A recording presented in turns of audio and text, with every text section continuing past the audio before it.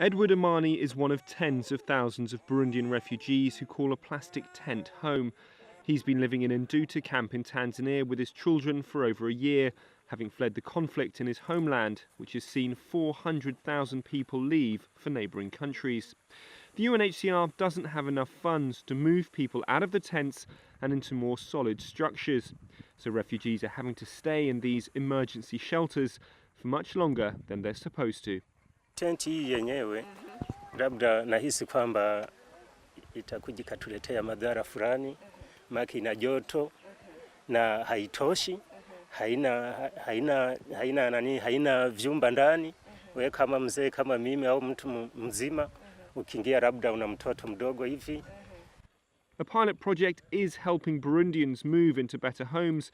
These are upgradable shelters, but they're only available to people who have recently arrived.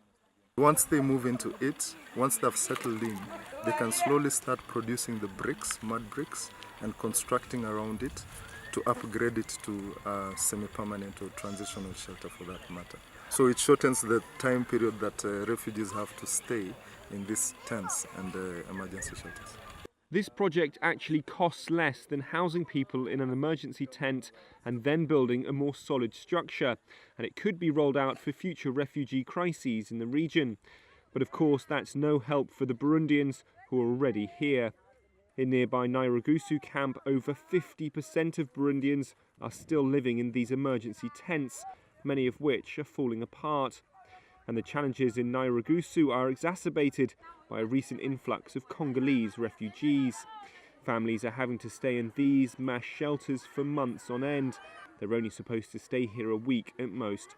The tents are ripped, allowing rain and rats through to where people sleep. Tuko na wasiwasi ya mingi sana. Na tena watoto kulala hapa biko wanagonjwa kila siku.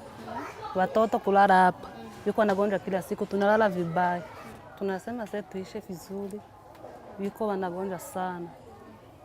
Tunasema sasa mtuwebe fasi vizuri.